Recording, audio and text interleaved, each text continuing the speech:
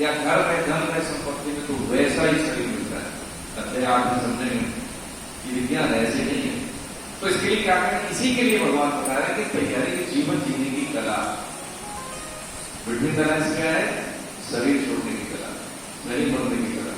अब ये इसलिए से नहीं बोलते, सिर्फ तो उल्टा लगेगा, लेकिन देखा जाए तो जैसे पूरी सात बालक पढ़ रहा है, किसके लिए पढ़ रहा है, पढ़ने के लिए पढ़ रहा है, परीक्षा के लिए पढ़ रहा है, ताकि मेरे स्टूडेंट ठीक हो। अब हम क्या कर रहे हैं कि हम उस अंतिम पल के लिए तैयारी है, जब हम इस दुनिया से जाए तो ऐसे जाएंगे, मिल जाए सकता, ठीक है, प्रणाम हो गया, हरे कृष्ण, वैसे ऐसे जाए, वैसे जाते हैं। स्वामी जी का बोलने वालों में ऐसे जाते हैं। जब से हमने दीक्षा ली थी, शरीर पूरा हो गया, बाबा नहीं रहे, 100 समथिंग, उनको 15 साल से जुड़ा हो, हर 15 साल से 90 साल के बोलते थे। अरे हमने कहा हमारा 2009 से देख रहा हूँ, तब भी 90 के थे, आज भी 90 के। तो उन्होंने बोला कि भैया ज्यादा ये बता दें, हम तो पूजा थोड़ी करवाना, कामना की बात करो, मेरी मन जान के क्या करो, सब बोलते थे। अभी 2025 में शरीर पूरा हुआ उनका, मुझे लगता है पता नहीं कितने साल, देवरा बाबा का सानिध्य था उनका, इतनी आई तो नहीं थी देवरा बाबा का, लेकिन देवरा बाबा इनका सम्मान करते थे। जब छोटे से थे देवरा बाबा के दर्शन होते से बच्चे बैठे, ठीक है, वो बड़े उनकी लंबाई लेके जब उनकी अवस्था नहीं होगी तो इतनी लंबाई के रह जाओगे इस गेट की बराबर। पंजाब का इतना बड़ा था, आपने किसी दर्शन किया तो देवरा बाबा के है ये। हाँ, बात हम समझ रहे थे क्या कि ये जीवन के आरंभिक काल में यदि हम अपना वैल्यू एडिशन कर लेते हैं, ग्रूमिंग कर लेते हैं, तो जो अंत का जो समय है, जो यहाँ पर हमारे जीवन का अवसान होना है, उसकी तैयारी है। जैसे कि पूरी साल बाद बड़े परीक्षा की तैयारी है। तो ये जीवन जीने की कला अभी भी काम आएगी, जब जाएंगे तब भी काम आएगी। ये संपत्ति ऐसी है, यहाँ भी काम आएगी और शरीर न रहने के बाद भी काम आएगी। अभी हमारे पास क्या है, हम सृष्टि का कल्याण करने की क्षमता है हम सभी में, अपने पूर्वजों का कल्याण करने की, देश का कल्याण करने की, बिल्कुल। लेकिन हम छोटे में संतुष्ट हो जाए, तो नौकरी मिल जाए, घर गृहस्थी बस ठीक है, हो गया, तो ठीक है, ये काम तो 4 बजे कर लेता है, लेकिन फिर भी वो दे तो रहा है मुझे कुछ योगदान करने, वो हमसे श्रेष्ठ है, इसलिए उसका प्रमोशन हो रहा है। हम क्या कर रहे हैं, हम भोग दुनिया में हमारा प्रमोशन हो रहा है। ये गांठ नहीं लग रही है, एक से पढ़नी पड़ेगी, एक से डिवोशन है, एक से प्रमोशन है। इसलिए भगवान ने इसको भोग योनि के साथ साथ कर्म योनि बताया, कर्मा में समझा हमने। और जो साधक है, एफिशिएंट साधक, उसको साधन योनि बना देता है, यानी यहां से अपनी उन्नति कर लेता है और अपने साथ साथ अपने कुल की, देशवासियों की। संत महापुरुष जंगल में चले जाते हैं, लेकिन तपस्या का फल देने के लिए समाज में आते हैं, सबका कल्याण हो, जिससे उनके तपस्या में कोई कमी आती नहीं, उतने गुणा बढ़ जाते हैं। जैसे किसी को गीता से जोड़े कि बच्चे आगे अपने घर परिवार के आगे, जैसे हेड ऑफ द फैमिली, आपको कम से कम 4 लोग जोड़े, तो 4 की रॉयल्टी आपको मिलेगी। कोई जीवन किसी का खतरे मतलब जीवन समाप्त होने वाला, उसको भगवान नाम सुना दिया आपने, आपको अपने कल्याण की चिंता नहीं करनी, इसी को परम सेवा कहते हैं। कोई जीव जा रहा है और उसको भगवान का नाम दे दिया, तो उसका कल्याण हो गया, समझ लीजिए। अंतमति सुमति सिद्धांत अप्लाई होता है, सूत्र अप्लाई होता है। तो जिसने सुनाया है, जो इसका कारण बना है, उसका कल्याण होने में कोई शंका नहीं। भगवान क्या कहते हैं आप, है ना। ये चीज भगवान ने बताते हुए 4 बातों के प्रकार बताए।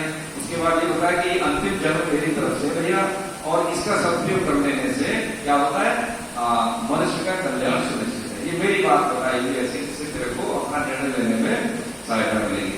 अंत में भगवान कहते हैं 24वां और 25वें श्लोक में कि बुद्धि मनुष्य मेरे परम अविनाशी और सर्वश्रेष्ठ भाव को न जानते हुए अव्यक्त मन इंद्रियों से पर बुद्ध सच्चिदानंद परमात्मा को मनुष्य की तरह, यानी कह रहे हैं इसमें कि जो बुद्धि मनुष्य है, बोले मनुष्य की तरह कैलकुलेट करते हैं इंद्रिय गोचरता की, जबकि मैं इंद्रियों के अनुभव में आने के लिए, यानी मनुष्य के स्तर पर उसको समझाने के लिए मैं अवतार देता हूँ। मुझे कोई जान नहीं सकता, लेकिन मैं समझ में आ सकूं, इसलिए मुझे मनुष्य की तरह आंख करके वो तदनुकूल व्यवहार करते हैं, तो उनको अज्ञान का भगवान ने आगे भगवान कहते हैं कारण ये भरत वंश में उत्पन्न सत्तापन इच्छा और द्वेष, यानी राग और द्वेष से उत्पन्न होने वाले द्वंद्व मोह से मोहे संपूर्ण प्राणी संसार में क्या करते हैं, मूर्खता को अर्थात जन्म मृत्यु प्राप्त हो रहे इसी अज्ञान के कारण। इसलिए भगवान और भगवान की वाणी में कोई अंतर नहीं है ना।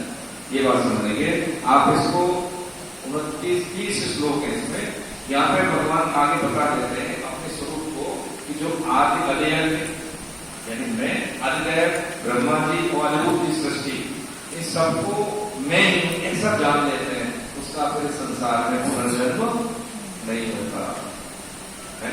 अध्याय 4 का हम समझते हैं, क्या समझते हैं? वीतराग है उपासना, इससे पहले के जन्म कर्म नए मामले यानी जन्म और कर्म मेरे दिव्य हैं। हमारे जन्म दिव्य नहीं है, मैं कर्म दिव्य, लेकिन कर्मों को दिव्य बना सकते हैं। यही दिव्य है कि संसार में जो भी है मतलब इस संसार में मेरे अलावा कुछ भी नहीं है।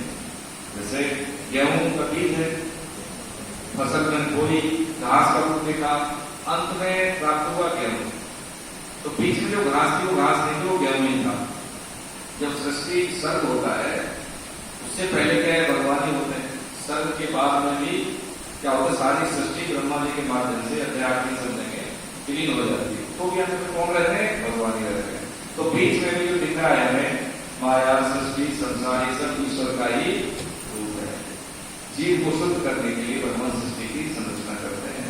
और ये सब अद्भुत उन्होंने कहा कि ये सब जो जान लेता है तत्व से मुझे, वो वास्तव में उसका पुनर्जन्म नहीं होता। यही जानना है।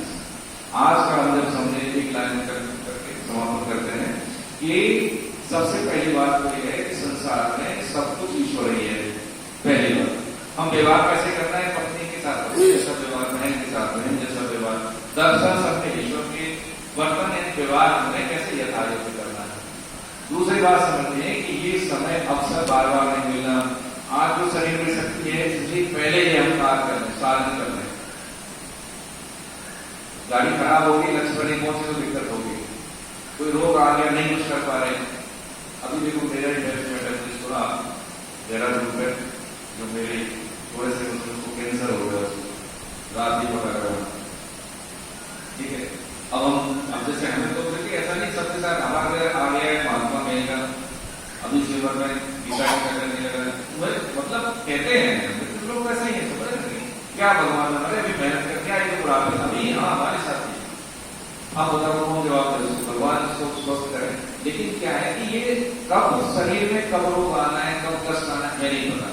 अब ये सोच सकते हैं, कर सकते हैं, आ सकते हैं, ये करने लगेगा। हफ्ते में 1.5 घंटे का है, ये आने वाले जीवन को सकारात्मक रूप से प्रभावित करने का रुचि। तुम्हें सत्संग में रुचि है तो भगवान की कृपा का प्रमाण है।